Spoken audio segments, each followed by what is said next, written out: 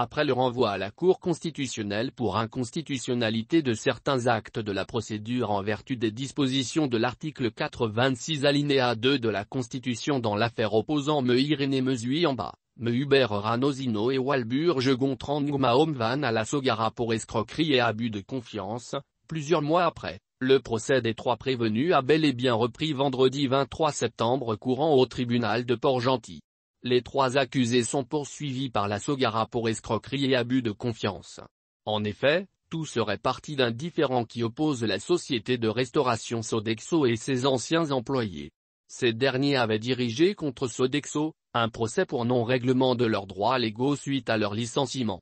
Ainsi, incapable de pouvoir s'acquitter de ses charges, la justice gabonaise a recommandé la Sogara de payer cette facture au regard des dettes que cette société gabonaise avait vis-à-vis de Sodexo. C'est alors que le responsable de cette affaire, en la personne de Me Hubert Charles Ranosino, huissier de justice, devrait normalement recouvrer la somme initiale de 39 millions de FCFA vers la Sogara. Fort de ce qui précède, Walburge Gontran Nguma, le catalyseur de cette rocambolesque affaire va faire son entrée en tant qu'ami de longue date de Me Irene Mezuiamba, mandataire. Ce dernier avec toute la malice, aurait apporté depuis Libreville une clé USB dans laquelle se trouvaient déjà des fichiers comprenant des calculs soigneusement faits qu'il aurait présentés à l'huissier prétextant être le collaborateur direct de Me Irene Mezuiamba. Aux dernières nouvelles ce serait finalement 719 millions de FCFA qui ont été soutirés des caisses de la Sogara au titre de dommages et intérêts. À la barre vendredi 23 septembre 2022, Me Irene Mezuiamba a dit qu'il a agi à 4 reprises dans cette affaire pour la validation des saisines. Mais que toutes les autres étapes étaient de la responsabilité de Gontran Nguma. Vrai ou faux? La vérité reste suspendue sur leurs lèvres. Cependant, il a affirmé au président du tribunal avoir perçu après virement bancaire, la somme de 150 millions FCFA pour ses honoraires. Pour sa part, Me Hubert Ranosino aurait obtenu pour sa participation la modique somme de 7 millions de FCFA.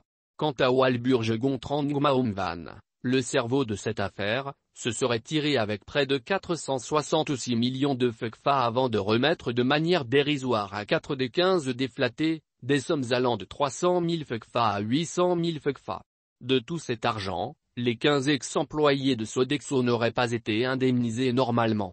Dans ses réquisitions, Mbongo Mavungu commis aux intérêts de la Sogara, a sollicité à titre de dommages et intérêts, la somme de 1 milliard de FCFA.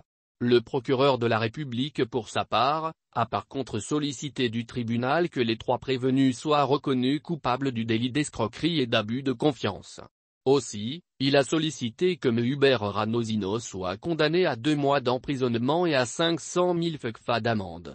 Et par ailleurs, que Me Irene Mezuiamba et Walburge Gontran Nguma soient également condamnés à 1 an de prison et à 1 million d'amende chacun.